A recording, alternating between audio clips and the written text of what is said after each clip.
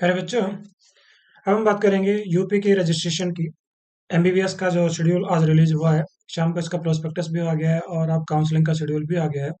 इससे पहले हम बता देते हैं कि शाम को ही हमने एक वीडियो अपलोड किया है जिसमें हमने बताया है जो बच्चे ऑल इंडिया में रजिस्ट्रेशन करना चाहते हैं उसका स्टेप बाय स्टेप पूरा प्रोसीजर हमने एक्सप्लेन किया है। वो 20 मिनट्स का वीडियो है, आप चाहें तो उसको फास्ट फॉरवर्ड स्पीड में आप चेक करके अपना इजीली उसका रजिस्ट्रेशन कर सकते हैं। उससे पहले एक वीडियो बनाया था जिसमें हमने 239 जो government medical college last year तक थे उसको किस ऑर्डर में आपने सेट करना है। क्योंकि बहुत सारे बच्चे होते हैं जिनके मार्क्स अच्छे होते हैं, लेकिन कभी कभी क्या होता है कि चॉइस फिलिंग में गलती करने की वजह से जो उनका एक अच्छा ऑप्शन मिल सकता था राउंड वन से ही, वो उनसे स्किप हो जाता है।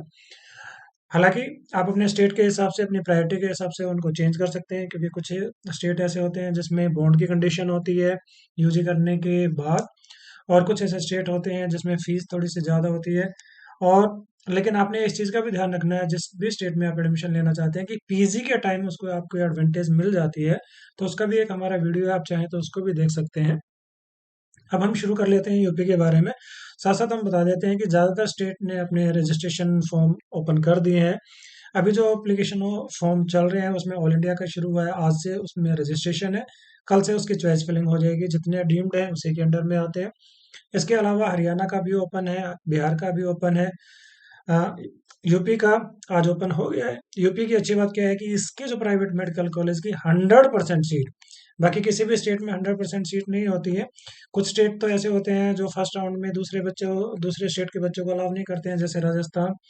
एमपी में भी क्या होता है कि वो रजिस्ट्रेशन करा लेते हैं, लेकिन चाहे राउंड वन हो चाहे राउंड टू हो, मॉपअप राउंड हो, पहले वो अपने स्टेट के बच्चों को प्रेफरेंस देते हैं। उसके बाद अगर सीटें बच जाती हैं तब वो दूसरे स्टेट के बच्चों को देते हैं। तो ऐसे में दूसरे स्टेट के बच्चों के लिए सीटें लेना मुश्किल होता है। सिर्फ और सिर्फ जो एनआरआई की सीट बच जाती है जिसकी फीस काफ़ी ज़्यादा होती है, उन्हीं सीटों पे आप उम्मीद कर सकते हैं कि एमपी में आपको सीट मिल सकती है। हालांकि राजस्थान में फीस थोड़ी सी ज़्यादा है, लेकिन फिर भी प्रोबेबिलिटी काफ़ी रहती है सीट मिलने की। यूपी की अच्छी बात क्या है कि यूपी में पिछले 2-3 सालों में फीस के ऊपर काफ़ी कंट्रोल हुआ है। पहले हिडन चार्जेस काफ़ी ज़्यादा होते थे। अभी भी सुनने में आता है कि किसी किसी कॉलेज में बच्चे से कभी 40,000, 50,000, 60,000 रुपये लिया जाता है। तो अगर थोड़ा सा अपना होमवर्क कर लेंगे, थोड़ा सा कॉलेज के बारे में इंफॉर्मेशन ले लेंगे, तो ऐसे कॉलेज को अवॉइड करें। बाकी काफ़ी कॉलेजों में काफ़ी चेंजेज आए हैं, काफ़ी सुधार आए हैं, तो उनको आप एज ए ऑप्शंस ले सकते हैं। अब पहले हम इसका शेड्यूल की बात कर लेते हैं, फिर हम बात करेंगे कि इसमें अगर आपने पार्टिसिपेट करना है तो आपको क्या करना पड़ेगा।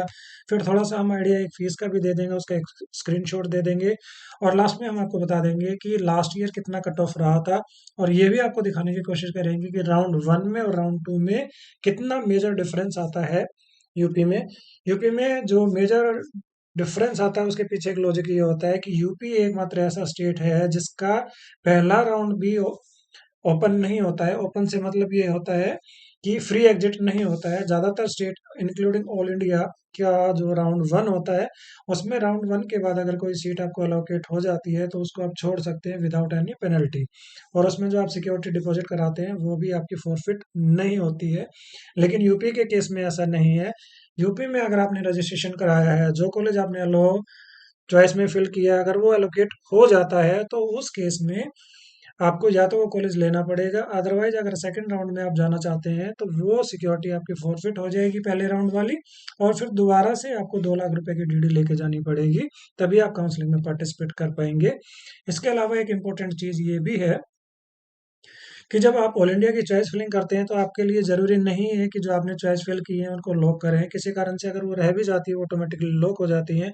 लेकिन कुछ स्टेट, उसमें से यूपी भी एक है, जिसमें अगर आप चॉइस को लॉक नहीं करते हैं, आप यहाँ इसमें लिखे देखेंगे कि अगर किसी कारण से आप उसको लॉक नहीं कर पाते हैं तो आपको कोई भी कॉलेज एलोकेट नहीं होगा। तो इस बात का ध्यान रखें कि चॉइस फिल करने के बाद जब आप श्योर हो जाएं कि ये हमारा चॉइस का ऑर्डर है तो उसको लॉक करना कंपलसरी है।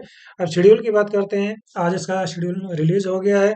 रजिस्ट्रेशन इसका कल से शुरू होगा, कल 11 बजे का हालांकि टाइम लिखा है, लेकिन ये देखने वाली बात होगी कि 11 बजे हो पाता है, या जैसे आज ऑल इंडिया का जो हुआ था दोपहर के बाद शुरू हुआ था, तो हो सकता है कि ये भी दोपहर के बाद शुरू हो।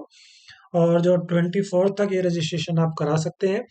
इसके बाद जो भी बच्चे रजिस्ट्रेशन कराएंगे उनको अपनी जो भी एजुकेशनल सर्टिफिकेट्स हैं, वो जो अगर पर्टिकुलर स्टेट में कैटेगरी का सेट बेनिफिट लेना चाहते हैं वो, इसके अलावा जो बाकी के डॉक्यूमेंट है, इसके अलावा जो आपको 2 लाख रुपए की डीडी लेके जानी होती है यहाँ at the time of document verification, उसके लिए जो इन्होंने टाइम दिया है वो दिया है 21 जनवरी से लेके 25 जनवरी तक। अब बात ये आती है कि ये डॉक्यूमेंट वेरीफाई होंगे कहाँ, उसके लिए एक नोडल सेंटर की लिस्ट दी जाती है और एट द टाइम ऑफ जब भी आप ये रजिस्ट्रेशन कराएंगे तो उसको आप चूज कर सकते हैं और वहां जाके अपने रजिस्ट्रेशन वो अपने डॉक्यूमेंट वेरिफिकेशन करा सकते हैं।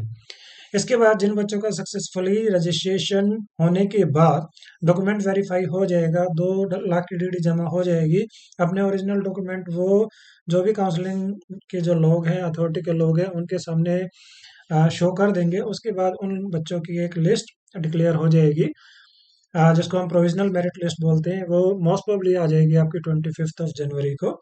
इसके बाद आपका जो स्टार्ट होगा 26 जन को हमारी हॉलीडे रहेगी, तो जो चॉइस फिलिंग स्टार्ट होगी वो होगी आपकी 27 जनवरी, और वो भी होगी 2 बजे के बाद। और ये कब तक आप कर पाएंगे, 31 जन तक। इसके बाद जो आपका अलॉटमेंट है उसकी जो प्रोसेसिंग होने के बाद 31 को लास्ट डेट है, उसके बाद आपकी प्रोसेसिंग होगी और मोस्ट प्रोबेबली जो आपका रिजल्ट है 2 जनवरी को रिजल्ट आ जाएगा। इसके बाद क्या करना है कि आपका जो अलॉटमेंट लेटर ऑनलाइन आएगा उसको आपने डाउनलोड करना है। उसके बाद जो भी आपको फीस प्रिस्क्राइब की जाएगी वो फीस आपने लेके जाना है, जो भी बाकी फॉर्मेलिटीज है उसको आपने पूरा करना है, तभी आपका एडमिशन हो पाएगा। अब बात आती है कि इसके लिए जो बच्चे रजिस्ट्रेशन करना चाहते हैं उनको कितनी फीस देनी पड़ेगी, तो उसके लिए जो रजिस्ट्रेशन अमाउंट है वो रहेगा आपका 2,000 रुपये। इसके अलावा जो काउंसलिंग के जो चार्जेज होते हैं, जैसे मैंने आपको बताया कि अलग अलग स्टेट में काउंसलिंग के चार्ज अलग अलग होते हैं, तो यहाँ अगर आप काउंसलिंग में पार्टिसिपेट करना है, क्योंकि दूसरे स्टेट के बच्चे सिर्फ और सिर्फ प्राइवेट मेडिकल कॉलेज के लिए ही एलिजिबल हैं, तो उनके लिए जो फीस जाएगी गवर्नमेंट के लिए तो वो एलिजिबल है नहीं, प्राइवेट के लिए जो फीस जाएगी वो रहेगी 2 लाख रुपए। एमबीबीएस कोर्स के लिए अगर वो बीडीएस में एडमिशन लेना चाहते हैं, तो चाहे स्टेट के बच्चे हों चाहे बाहर के बच्चे हों, अगर वो प्राइवेट में एडमिशन लेना चाहते हैं तो उनको 1 लाख रुपए की डीडी वहाँ डिपॉजिट करनी पड़ती है, जो भी नोडल सेंटर बनाए जाते हैं, और उसके बदले में आपको एक रिसिप्ट मिल जाती है। जब काउंसलिंग का प्रोसेस कंप्लीट हो जाता है तो बाकायदा एक नोटिफिकेशन इनकी वेबसाइट पे आएगा। इनकी जो वेबसाइट है आपकी dgme.up.in, वहाँ आपका नोटिफिकेशन आएगा, तब आप जाके किसी भी टाइम अपनी वो रिसिप्ट दिखा के वो अपना पैसा वापस लेके आ सकते हैं, बशर्ते कि आपका वो पैसा फॉरफिट ना हुआ है तो। अब बात आती है कि ये जो हमें डीडी लेके जाना है ये किसके नाम पे बनेगा, तो ये बनेगा director general medical education and training UP, और पेएबल होगा ये लखनऊ पे। तो अपना टाइम सेव करने के लिए अभी से आप इसको बनवा के रख सकते हैं, ताकि आप जब डॉक्यूमेंट वेरिफिकेशन के लिए जाएं तो उसको अपने साथ आप ले जा सकते हैं। जो स्टेट के बच्चे हैं जो गवर्नमेंट मेडिकल कॉलेज या डेंटल में लेकर एडमिशन लेना चाहते हैं, उनके लिए जो फीस रहेगी वो रहेगी मात्र 30,000 रुपीज। तो अभी तक हमने बात की कि रजिस्ट्रेशन कब से शुरू होगा, डॉक्यूमेंट वेरिफिकेशन कब होगा, प्रोविजनल मेरिट लिस्ट कब आएगी, चॉइस फिलिंग कब होगी, और रिजल्ट आपका फाइनली कब आ जाएगा, और कब आपको जाके फिजिकली रिपोर्ट करना है एडमिशन के लिए, तो ये आप यहाँ से चेक कर सकते हैं। अब बात आती है कि आपने काउंसलिंग कहाँ करनी है। जैसे हमने बताया कि जितने भी नोटिफिकेशन है वो आते हैं dgme.up.in पर। आज पिछले 3-4 दिन से इनका सर्वर थोड़ा सा बिजी चल रहा है, क्योंकि अभी पीजी की काउंसलिंग भी चल रही है, और इसकी जो काउंसलिंग होगी वो रहेगी आपकी upneet.gov.in पर। तो उस पर जाकर आप डिटेल चेक कर सकते हैं, कल से आप रजिस्ट्रेशन कर सकते हैं। और अच्छी बात क्या है कि यहाँ क्योंकि ये सभी बच्चों के लिए ओपन है, तो दूसरे स्टेट के बच्चों में भी काफ़ी क्रेज बढ़ा है पिछले कुछ टाइम में। हालांकि फीस इस बार थोड़ी सी इंक्रीज हुई है, जो रिवाइज फीस है वो एक बार मैं स्क्रीन पे आपको दिखा सकता हूँ। पहले भी हमने एक वीडियो बनाया उसमें बताने की कोशिश की है, कुछ कॉलेजों की फीस इस बार बढ़ी है। इसके अलावा इसमें क्या होती है, 3 लाख रुपए की सिक्योरिटी होती है। हॉस्टल की फीस उन्होंने कॉलेज के लिए फिक्स कर दी है कि आपको 1.5 लाख रुपए का विदाउट एसी हॉस्टल देना है, जिसमें मैस इंक्लूड रहेगा, और इसके अलावा एसी हॉस्टल में जो रहेगा वो चार्जेस रहेगा 1.75 पर एनम। तो कुछ कॉलेज हैं जिनकी फीस काफ़ी बढ़ी है, जैसे श्री राममूर्ति मेडिकल कॉलेज की फीस बढ़ी है लगभग 1,01,000 रुपये। पिछली बार इसकी फीस होती थी 12,72,000। तो इसी तरीके से आप बाकी कॉलेजों की फीस देख सकते हैं। जैसे ग्रेटर नोएडा का जो है आपका शारदा यूनिवर्सिटी की फीस है 12,69,000 रुपये। सुभारती की जो फीस है 11,85,000। सुभारती भी काफ़ी पुराना मेडिकल कॉलेज है, और 1996 से ये कॉलेज खुला हुआ है। हालांकि इसका फीस का कुछ इश्यू चलता रहता है। इन्होंने अपने जो कॉलेज है उसको माइनॉरिटी में कन्वर्ट करने के लिए भी एप्लीकेशन डाली हुई है। इसके अलावा यहाँ कुछ अच्छे कॉलेज हैं, जैसे आपका श्री राममूर्ति मेडिकल कॉलेज है, मुजफ्फरनगर मेडिकल कॉलेज है, और इसके अलावा आपका रोहिलखंड मेडिकल कॉलेज है। हेरिटेज की भी काफ़ी अच्छी डिमांड रहती है। रमा में भी काफ़ी बच्चे जाते हैं, हिंद को भी काफ़ी बच्चे प्रेफर करते हैं। तो आप अपने हिसाब से सकते हैं। केडी, अगर आप मथुरा की तरफ रहने वाले हैं या राजस्थान से रहने वाले हैं तो केडी मथुरा भी आपके लिए एक अच्छा ऑप्शन हो सकता है। तो इसी तरीके से काफ़ी सारे मेडिकल कॉलेज हैं। एक नया मेडिकल कॉलेज भी यहाँ खुला है। वो जो कॉलेज खुला है वो ये है आपका नारायणा मेडिकल कॉलेज कानपुर में। इसकी जो फीस रखी गई है 12,15,000। इसके अलावा जहाँ यहाँ कुछ माइनॉरिटी के इंस्टीट्यूशंस भी हैं, जिसमें एक जैन माइनॉरिटी का कॉलेज है और 4 आपके मुस्लिम माइनॉरिटी के कॉलेज है। जैन माइनॉरिटी का कॉलेज है आपका TMU। इसके अलावा जो मुस्लिम माइनॉरिटी में अच्छा जो कॉलेज माना जाता है, एरा मेडिकल कॉलेज लखनऊ का। इसके अलावा करियर इंस्टीट्यूट आपका लखनऊ में। इसके बाद है आपका इंटीग्रल मेडिकल कॉलेज और FH मेडिकल कॉलेज आगरा। ये माइनॉरिटी के इंस्टीट्यूशन है। इनकी फीस भी ज़्यादा रहती है, इसलिए इनकी कट ऑफ भी थोड़ी सी कम रहती है। हम बात कर लेते हैं कि लास्ट ईयर जो ये कॉलेज थे इनकी कट ऑफ क्या रही थी और कितने स्कोर पे कौन से कॉलेज में एडमिशन मिला था। आप यहाँ से चेक कर सकते हैं कि राउंड 1 में और राउंड 2 में कितना मेजर डिफरेंस था।